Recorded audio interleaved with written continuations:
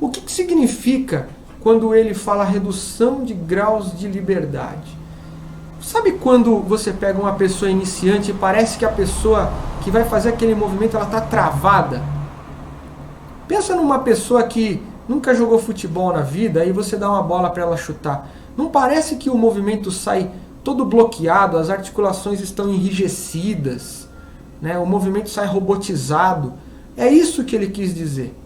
Que a pessoa ela prende o movimento, né? Veja que é uma abordagem diferente da anterior. A gente já vai comentar já sobre isso. O segundo estágio aí proposto por Bernstein é a liberação dos graus de liberdade. É justamente quando você nota que a pessoa começa a soltar as articulações. Os movimentos ficam mais fluidos, os movimentos ficam mais soltos, mais leves. Você nota visualmente, inclusive a própria pessoa percebe isso em grande parte das vezes, tá? E o terceiro estágio aqui, ele chamou de exploração de dinâmica passiva. O que é a exploração de dinâmica passiva? Ele consegue usar forças externas para ajudar no próprio movimento. Você vai lembrar um pouquinho da aula sobre individualidade, que a gente falou ali sobre capacidades subjacentes, né? Sobre trocas, né? de capacidades ali na hora de executar algumas habilidades. Se você quiser, você volta lá e dá uma olhadinha nesse item. O que acontece ali? Você começa, por exemplo, usar o movimento do corpo, um ginasta, como eu dei o exemplo na outra aula, um ginasta que está fazendo uma atividade na barra fixa.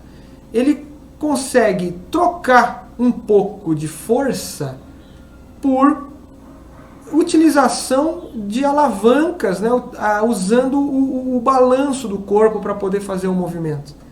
Então ele consegue usar menos força para poder executar um determinado movimento. Por exemplo, ele usa o balanço do corpo.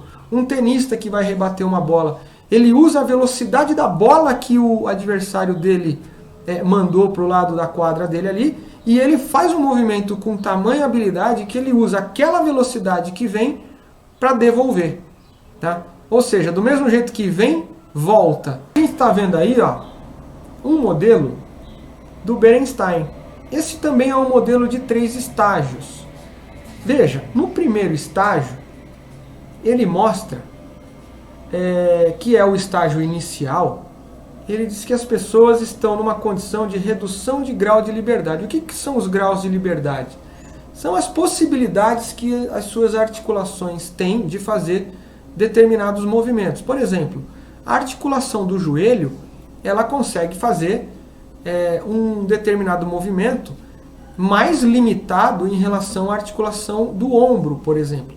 A articulação do joelho, ela basicamente vai fazer extensão e flexão. Já a articulação do ombro, ela tem um grau de liberdade bem maior. Você consegue fazer muitas outras ações, né, além de extensão e flexão, quando comparado ao joelho. Então, a gente pode dizer que a articulação do ombro, ela tem mais graus de liberdade do que a articulação do joelho. O que significa quando ele fala redução de graus de liberdade? Sabe quando você pega uma pessoa iniciante e parece que a pessoa que vai fazer aquele movimento ela está travada? Pensa numa pessoa que nunca jogou futebol na vida e você dá uma bola para ela chutar. Não parece que o movimento sai todo bloqueado, as articulações estão enrijecidas, né? O movimento sai robotizado? É isso que ele quis dizer. Que a pessoa ela prende o movimento. Veja que é uma abordagem diferente da anterior. A gente já vai comentar já sobre isso.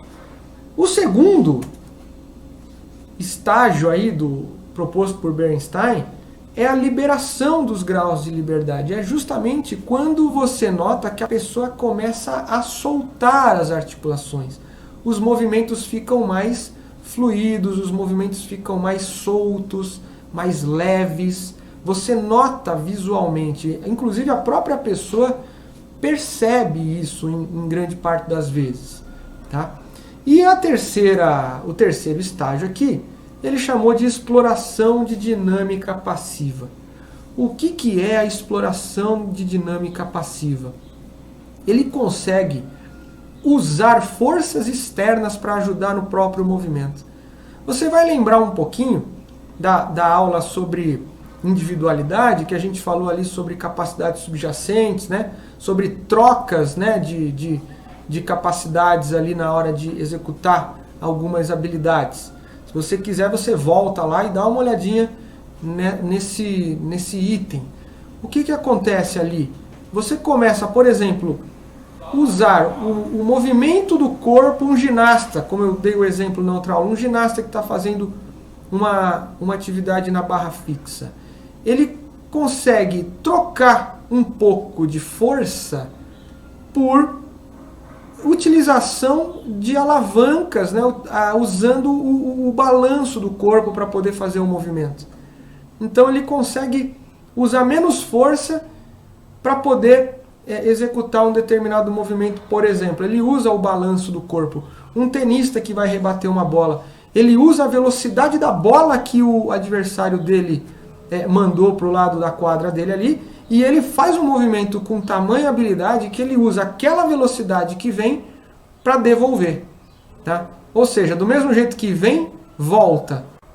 Esse modelo apresentado por Bernstein, ele está mais relacionado com o modelo, né, dos sistemas dinâmicos. Já esse modelo aqui, apresentado por Fitts e Posner, ele está mais embasado nas teorias do processamento da informação. Você considera que esses modelos eles são contraditórios ou eles são complementares? O que você acha? Veja que o que a gente vai entender disso é que eles não são modelos contraditórios. Eles, na verdade, podem se complementar. Foi isso que alguns pesquisadores concluíram, né? Que os modelos não necessariamente eles concorrem um com o outro, mas talvez cada um apresenta ali algumas ideias, né? Algumas perspectivas, e eles podem se complementar. E aqui um outro modelo de estágio, né, proposto por Gentili em 1972, propõe aí um modelo com apenas 2 estágios. Né? Então veja como Gentili é uma pesquisadora muito importante na área do comportamento motor, como que ela coloca ali, né, essa ideia. Então o primeiro estágio ela chama de captação da ideia do movimento. Então a pessoa está entendendo, e não só o aspecto conceitual daquelas habilidades, mas também o seu corpo está começando a entender, né, aqueles movimentos novos, aquelas habilidades novas. E aí o segundo ponto, ela usa aqui, né, a ideia de habilidades abertas e habilidades fechadas. Ela chama o segundo estágio de fixação ou diversificação.